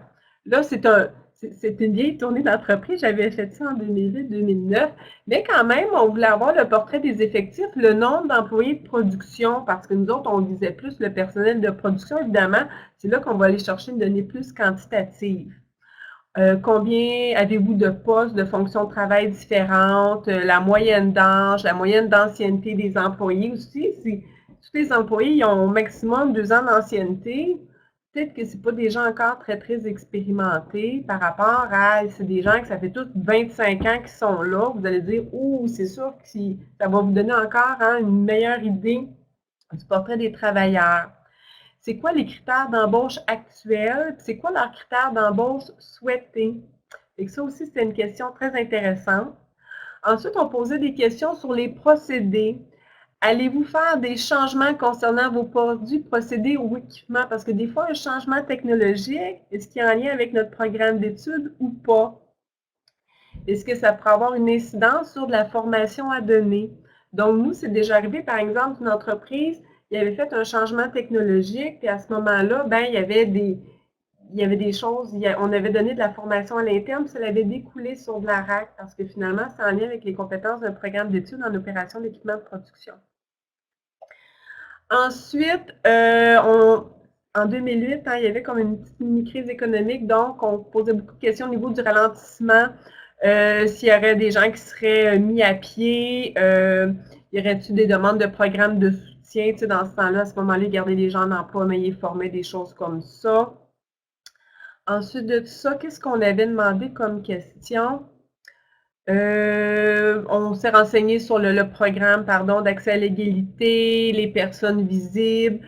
Est-ce que l'entreprise était syndiquée? Ça, c'était important parce que des fois, selon l'octroi des postes, ça peut être plus ou moins avantageux d'avoir un diplôme si l'octroi des postes se fait par ancienneté.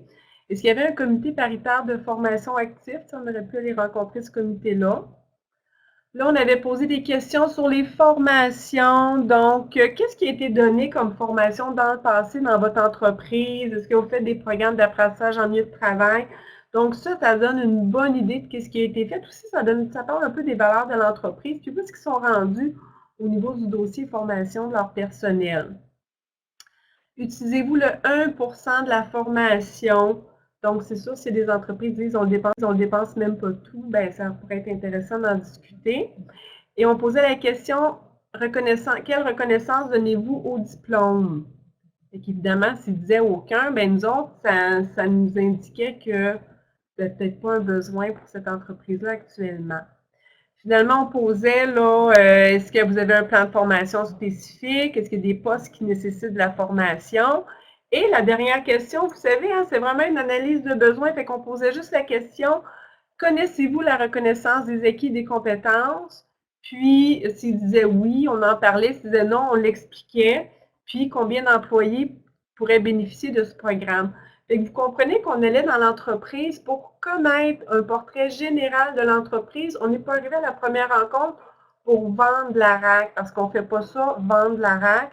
Dans le fond, on va regarder c'est quoi les besoins de l'entreprise, comment la commission scolaire pourrait y répondre. Donc, je vais revenir à mes présentations. Est-ce qu'il y en a qui en ont déjà fait des questionnaires comme ça? Vraiment, de faire une tournée d'entreprise très structurée avec un questionnaire, puis est-ce qu'il y en a qui en ont déjà fait?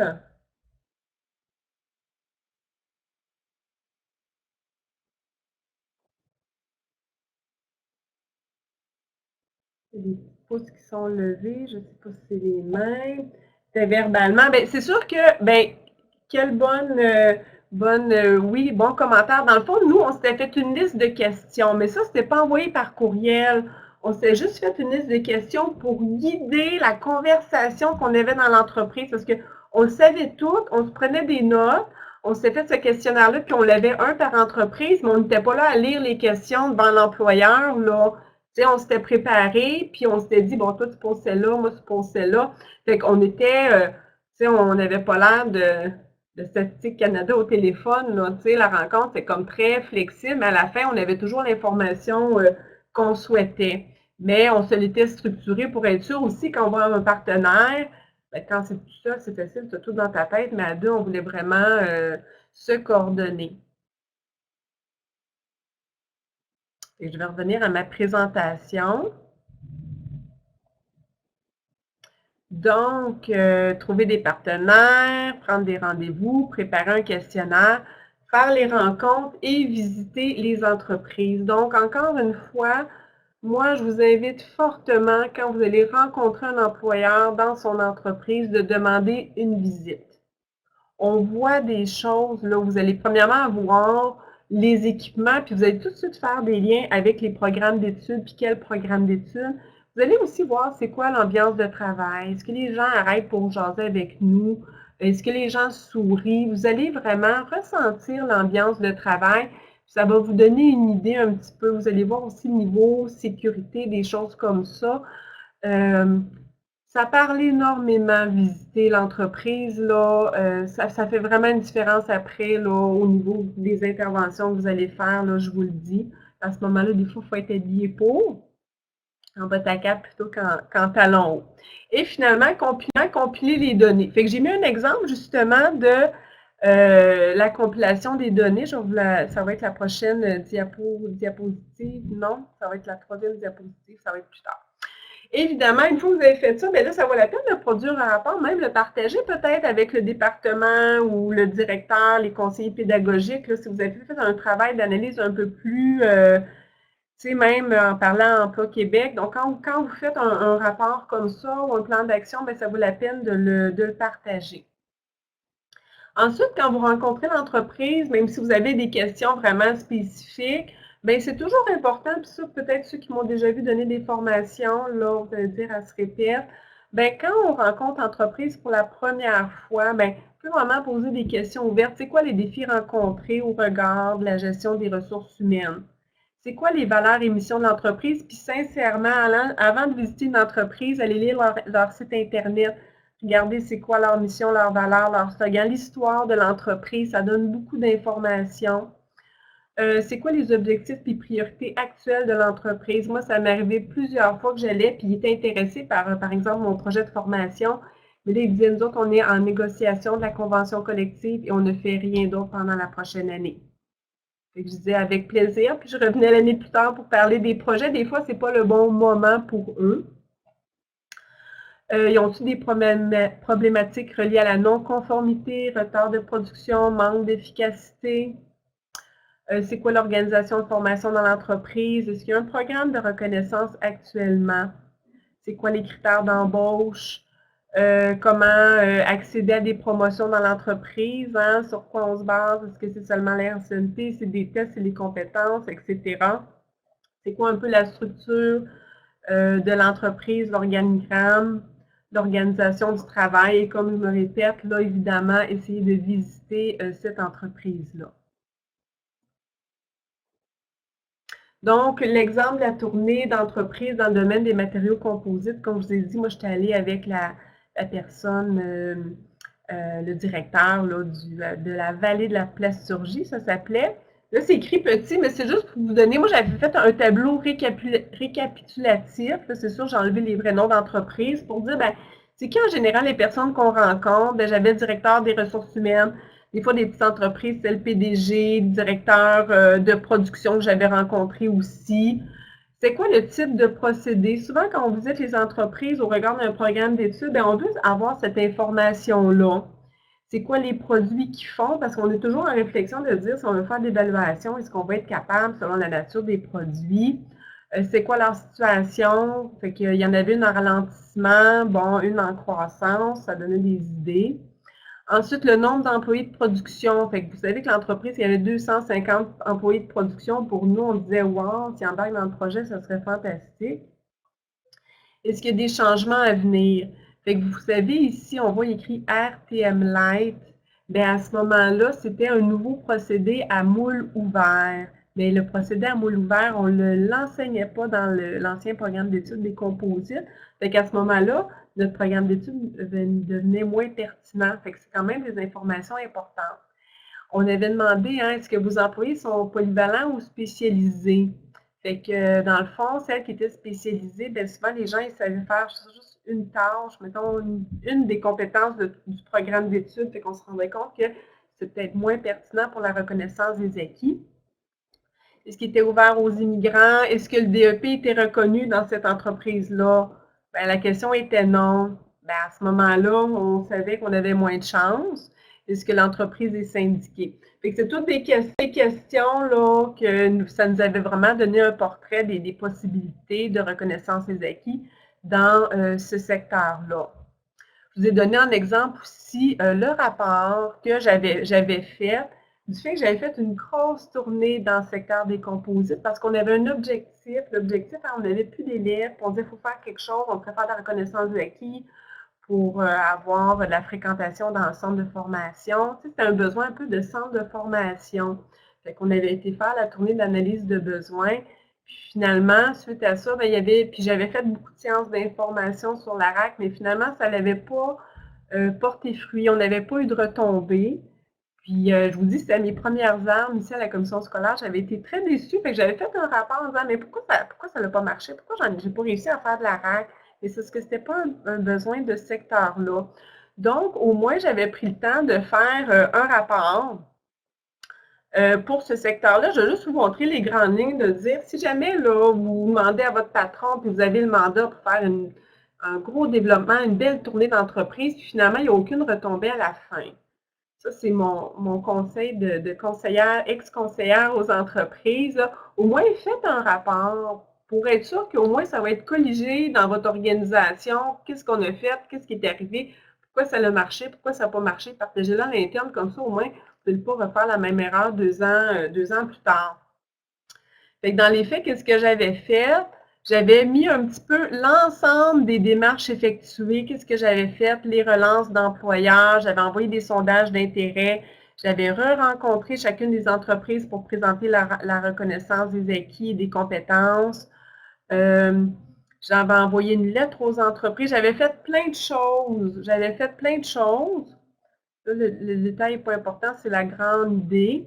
Puis, j'avais mis les freins identifiés. J'avais mis plusieurs facteurs expliquent le peu d'intérêt de la part du milieu. Puis là, ben, c'est important de savoir que même si on dit ah, ça va être super génial dans le bureau, là, ben, peut-être qu'il y a des freins qu'on n'avait pas identifiés, c'est important de les identifier. Libération difficile du personnel sur les heures de travail. Filière interne de promotion dans des entreprises syndiquées. Dans le fond, les promotions étaient données selon l'ancienneté. Les professionnels en ressources humaines, là, ils étaient très occupés, il n'y avait pas de temps à donner pour ce projet-là. Puis aussi, la condition économique difficile dans laquelle vivait ce secteur-là. Puis, on s'est rendu compte qu'il n'y avait pas de gain pour les individus à faire une démarche de reconnaissance des acquis, des compétences. Ça avait à part la fierté, il n'y avait rien là, vraiment significatif pour eux. Puis, il y avait peu de valeur du programme d'études en regard de l'industrie. Fait que ça, c'est comme un exemple de projet, finalement, que j'avais fait une analyse, puis on s'est rendu compte que c'est pas un besoin. Fait qu'après ça, ben, on avait mis nos énergies ailleurs. Est-ce qu'il y en a qui auraient envie de faire un petit partage, ou est-ce qu'il y aurait eu justement fait une tournée d'entreprise, travailler beaucoup, puis qu'il n'y ait pas eu de retombées? Je ne sais pas si quelqu'un aurait voulu faire un petit... Vous savez, quand on fait une tournée d'analyse de besoins, il n'y a pas de bonne ou de mauvaise réponse. C'est d'avoir l'information la plus proche de la réalité. Puis identifier est-ce qu'il y a des écarts ou pas, est-ce que la RAC peut combler certains écarts. Puis dans ce cas-là, la reconnaissance des acquis, elle ne pouvait pas combler aucun écart. C'est pas parce que je n'étais pas bonne pour vendre la RAC, là. C'est pas ça, parce que c'était pas un besoin. C'était pas un besoin du secteur. Fait que si Chantal Letourneau dit qu'il avait identifié une entreprise,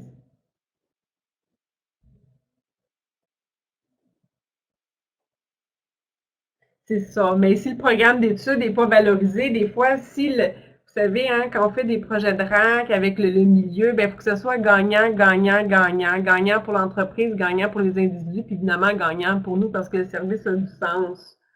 Donc, finalement, si leur besoin, c'est de la formation à la pièce, ben, il faut aller avec le besoin de l'entreprise.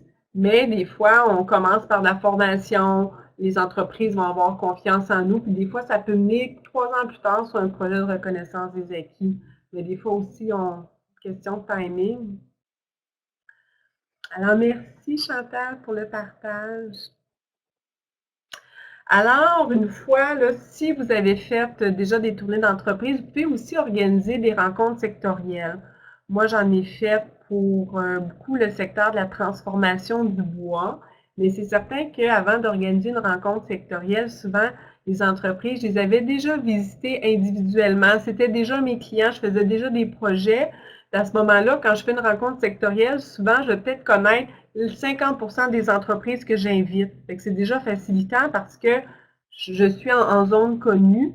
Si vous voulez développer un nouveau secteur, je commencerai par aller rencontrer des entreprises individuellement puis leur demander dans votre questionnaire, êtes-vous, si on ferait une rencontre sectorielle, toutes les entreprises ensemble, seriez-vous à l'aise? Parce que sincèrement, selon les secteurs d'activité, la compétition peut être forte. Puis des fois, il peut y avoir de l'animosité entre certains employeurs. Nous autres, ça nous est arrivé d'organiser des rencontres sectorielles, puis il y avait certains employeurs qui ne voulaient pas venir à la table. Ils disaient, bien, vous viendrez nous rencontrer individuellement, nous autres, on n'aime pas ça, les autres, etc. Donc, des fois, ces susceptibilités-là que nous, on n'est pas au courant.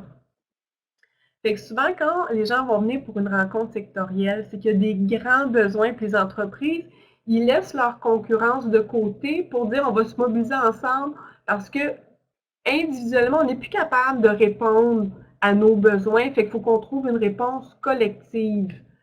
Donc, c'est vraiment là qu'on pourrait dire que le marché est prêt pour faire des rencontres sectorielles où est-ce que les autres, leur intérêt, c'est qu'on augmente le bassin de main-d'œuvre. Puis si c'est l'autre entreprise qui recrute la personne, bien, ça fait quand même une de plus dans le bassin où est-ce qu'ils ont une vision plus large. Fait qu'encore une fois, si vous voulez organiser une rencontre sectorielle, la même chose, consultez votre organisation afin de valider si les entreprises du secteur sont déjà en relation avec la commission scolaire. Donc, encore une fois, ça va être facilitant si vous dites « Ah, lui, je le connais, lui, je le connais, je le connais », bien, c'est beaucoup plus facile d'inviter des gens ou des fois, on a invité des gens d'entreprise, mais on ne sait même pas c'est qui la personne responsable, on ne sait pas c'est qui l'interlocuteur valable dans l'entreprise pour notre rencontre. Fait que toujours travailler, là, valider avec votre interne. Encore une fois, se trouver des partenaires. Donc, moi, ça m'est arrivé quand j'ai fait des rencontres sectorielles, puis je savais qu'il y avait des besoins. J'ai déjà invité la personne responsable du programme, par exemple, dans le secteur de la transformation du bois. J'avais invité, il y avait la personne responsable des PAMT Emploi Québec, la personne responsable de la qualification de la main-d'œuvre, la personne conseillère aux entreprises Emploi Québec, il y avait la personne du programme Accord Bois Chaudière-Appalaches. Donc, il y avait différents intervenants de ce même secteur-là parce qu'ils voulaient entendre, ils voulaient être présents. Donc, puis en plus, ben, tu sais, ça fait une notoriété. Eux peuvent aussi envoyer l'information dans leur réseau. Donc, ça fait un travail un petit peu plus d'équipe. Même quand je faisais une rencontre sectorielle, ben, j'invitais le directeur du centre de formation, j'invitais les enseignants, ceux qui voulaient venir, les services aux entreprises. Donc, tu sais, j'essayais vraiment de diffuser puis de travailler en équipe avec mon interne et l'externe. Ensuite, évidemment, déterminer la date et le lieu de la rencontre. Fait que je vous dis que vous voulez en planifier une, ben, prenez-vous au moins 6 semaines d'avance le temps de tout planifier, les invitations, les suivis, préparer vos choses, puis que les gens aient un petit peu de place dans leur horaire. Les déjeuners d'affaires ont la cote. En tout cas, moi, j'ai souvent fait des déjeuners d'affaires. Les gens se déplaçaient en présentiel. On est en Beauce, c'est quand même une petite région. Il y aurait peut-être lieu pour d'autres de faire des rencontres en ligne selon la localisation géographique. Je vais boire une gorgée d'eau.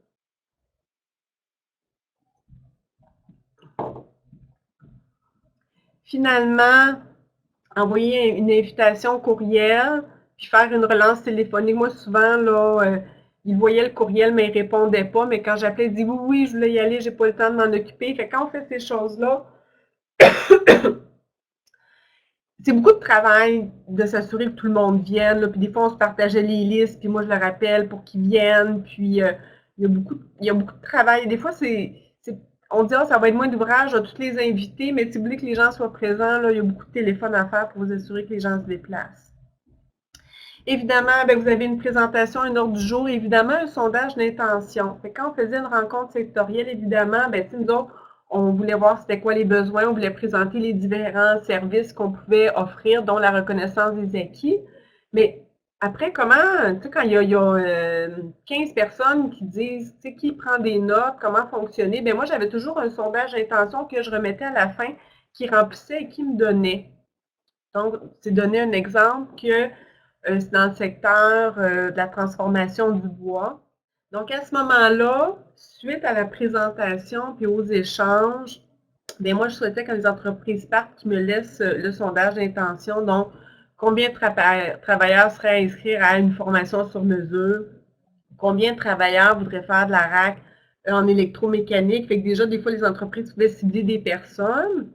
Ensuite, j'avais mis « Je souhaite informer mes mécaniciens non qualifiés de la reconnaissance des acquis pour une démarche individuelle. » Puis j'avais aussi mis le choix « Je souhaite supporter salaire et libération mes mécaniciens non qualifiés pour une démarche de reconnaissance des acquis. » Fait que aussi, des fois, d'offrir des choix que est-ce que je peux au moins les rencontrer, les gens, pour leur dire qu'est-ce qu'il y en est, puis ils viendront d'eux-mêmes le soir, la fin de semaine, ou ça vous tente vraiment de supporter ce projet-là. Fait qu'à ce moment-là aussi, on avait je souhaite informer mes mécaniciens de la RAC en électromécanique. Donc, tu sais, fait que j'avais mis un sondage d'intention. Fait qu'à la fin, quand on avait fait ce sondage d'intention-là, on en avait plusieurs nombres de personnes ici. On avait des X ici, puis des X ici. Puis du fait qu'on avait comme un nom, après ça, j'avais fait un tableau avec le nom des entreprises, le nombre de travailleurs qui voulaient, mais j'avais pu aller chercher un budget pour l'acquisition de compétences pour un projet en RAC en électromécanique. Du fait que j'avais un sondage d'intention clair, écrit, à ce moment-là, ça m'avait permis d'aller chercher un certain montant. Fait que ça sert aussi faire l'analyse du marché du travail, regarder les besoins d'entreprise.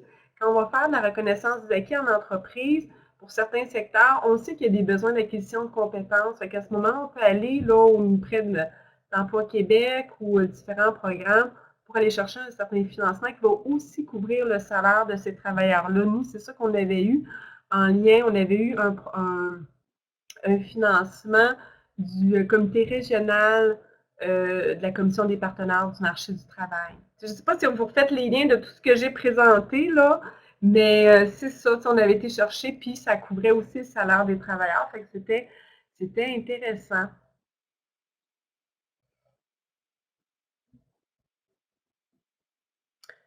Donc, la rencontre sectorielle, c'est terminé. Je vais juste avancer. Et voilà. Donc là, il reste peut-être encore 5-6 diapos. Ne quittez pas tout de suite. Mais là, je commence pour, en conclusion, dans le fond, qu'est-ce que je veux que vous reteniez? C'est que quand vous voulez commencer à développer un secteur au niveau de la RAC, qu'est-ce que vous souhaitez? C'est d'identifier, j'avais mes petits poissons tantôt qui étaient tous de couleurs différentes, mais c'est de voir, hein, d'identifier c'est quoi le pourcentage du bassin de main-d'œuvre qui pourrait bénéficier de la RAC? C'est pour ça que j'ai mis la RAC en lien dans la petite queue, de pouvoir les identifier, s'il y a réellement un besoin, est-ce que ça vaut la peine de mettre des efforts, de ce côté-là. Donc, on a une question de Geneviève Chagnon. Selon vous, combien de temps pour préparer une tournée d'entreprise? Bien, à ce moment-là, parce que c'est sûr, c'est quand on veut prendre les rendez-vous, des fois, les gens ont quand même des calendriers un petit peu serrés. Fait que je pense que peut-être commencer à penser de faire la prise de rendez-vous, peut-être, mettons, 2 semaines plus tard. Fait que, tu sais, dans le fond, tu rencontres ton partenaire, tu dresses une liste, mettons que ce serait une journée de travail. Après ça, tu as peut-être 1 ou 2 journées pour rejoindre les entreprises pour prendre des rendez-vous. Puis ensuite de ça, ben quand même, dans le calendrier, ben les entreprises ne peuvent pas vous rencontrer la semaine même. Là. Des fois, ça va dans 2-3 semaines. Fait que peut-être planifier un mois, au moins autour de 6 semaines, là, selon évidemment le nombre d'entreprises. C'est pas pareil rencontrer 3 entreprises que rencontrer 25 entreprises.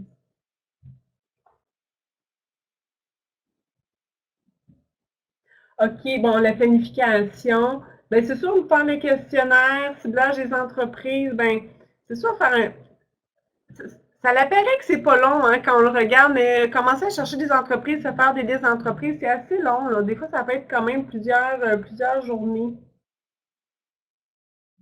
Finalement, s'il y a quoi que ce soit, n'hésitez pas à communiquer avec moi par courriel ou communiquer avec la personne responsable de votre centre d'expertise. On est là pour vous aider. Ça nous fait toujours plaisir. Puis je vais quand même rester en ligne les prochaines minutes. Si jamais il y a des gens qui ont des questions spécifiques, je vais pouvoir répondre au clavardage. Je vous remercie infiniment de votre attention toute l'après-midi.